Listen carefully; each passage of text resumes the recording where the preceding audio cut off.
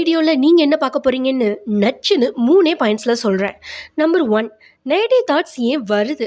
Number 2, negative தாட்ஸை எப்படி தடுக்கிறது. நம்பர் 3, பாசிட்டிவாக எப்படி இருக்கிறது.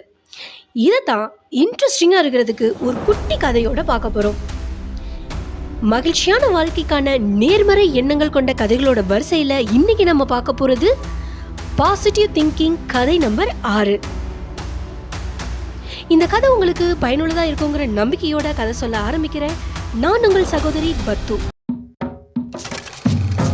ஒரு அழகான ராஜ்யம். அந்த ராஜ்யத்தை ஒரு ராஜா அவர் மனைவியோட சந்தோஷமா வாழ்ந்துட்டு இருக்காரு. அவர் பயங்கர திறமசாலி, புத்திசாலியும் கூட. நிறைய நாடுகளை போர் மூலமா கைப்பற்றி இருக்கிறாரு. அது மட்டும் இல்லைங்க, நாட்டு மக்களோட குறைகளை கேட்டு அதுக்கு உடனே தீர்வு சொல்லக்கூடிய நல்ல மனிதரும் கூட. ஒரு நாள் அந்த ராஜாவுக்கு ஒரு சிந்தனை வருது. நான் ஒருத்தரா இவ்வளவு பொறுப்புகளை கையாள்றது சிரமமா இருக்கு. அதனால என்ன மாதிரியே இன்னொருத்தர் என் கூட இருந்தா எவ்வளவு நல்லா இருக்கும் அப்படின்னு யோசிக்கிறாரு. அதனால பல தேசங்கள் தேடி போய் ஒரு தலை சிறந்த மந்திரவாதியை கண்டுபிடிக்கிறாரு. அவர்கிட்ட தன்னோட எண்ணத்தை சொல்றாரு. மன்னர் சொல்றத பொறுமையா கேட்ட மந்திரவாதி, ராஜா, உங்களை மாதிரியே இன்னொருத்தரை என்னால் உருவாக்க முடியாது. ஆனால் நீங்கள் சொல்கிற வேலையெல்லாம் செய்யக்கூடிய நம்பகமான ஒரு பேயை உங்களுக்கு கொடுக்குறேன். அந்த பேய் நீங்கள் சொல்கிற எல்லா வேலைகளையும் உங்களுக்காக செய்யும். ஆனால் ஒரு நிபந்தனை, அதுக்கு நீங்கள் வேலை கொடுத்துட்டே இருக்கணும். வேலை கொடுக்காம போனால் அது உங்களை கொன்று சாப்பிட்டுடும் அப்படின்னு சொல்கிறாரு. மன்னரும் அந்த மந்திரவாதிக்கு நிறைய பொற்காசுகள் கொடுத்து அந்த பேயை வாங்கிக்கிட்டு தன்னோட நாட்டுக்கு வராரு. மன்னர் பேய்க்கு வேலை சொல்ல ஆரம்பிக்கிறாரு. அந்த பேயும் அந்த வேலைகளை எல்லாத்தையுமே நிமிஷத்தில் முடிச்சிருது. இப்படியே நாள் போகுது. மன்னரால் சரியாக தூங்க முடியல. ஏன்னா அந்த பேய்க்கு தொடர்ந்து வேலை கொடுத்துட்டே இருக்கணும். வேலை கொடுக்கலைன்னா அந்த பேய் அவரை சாப்பிட்ருங்கிற பயம் வந்துருச்சு. அதனால அவரோட உடல்நிலையும் சரியில்லாமல் போயிடுது. உடனே மன்னர் அந்த நாட்டோட பெரிய முனிவர்கிட்ட போய் உதவி கேட்குறாரு. நடந்த விஷயங்களையும் சொல்கிறாரு. மன்னர் சொல்கிறாரு, நாட்டு மக்களுக்கு இன்னும் அதிகமாக நல்லது பண்ணணும்னு நினச்சி ஒரு பேயை கூட்டிகிட்டு வந்தேன். ஆனால் அது இருக்கிற வேகத்துக்கு என்னால் வேலை கொடுக்க முடியல. எந்த வேலை கொடுத்தாலும் நிமிஷத்தில் முடிச்சிருது.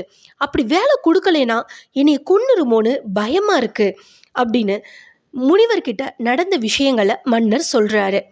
அதை கேட்ட முனிவர் மன்னருக்கு ஒரு யோசனை சொல்கிறாரு. மன்னா, நீ வேலை கொடுக்குற நேரத்தை தவிர மற்ற எல்லா நேரத்துலையும் அந்த பேயை மரத்து மேலே ஏறி கீழே இறங்க சொல்லு.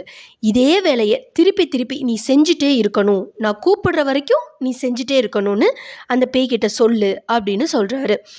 மன்னரும் முனிவருக்கு நன்றி சொல்லிட்டு கிளம்புறான்.